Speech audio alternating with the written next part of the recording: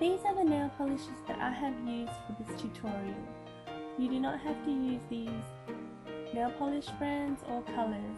This is just a tutorial on how to achieve this look. Start off with the base colour. I've used 2 or 3 coats of Modelista Flash Nails in Bling Bling.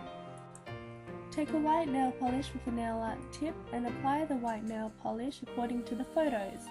You can do any variation you like, the photos are just a guide.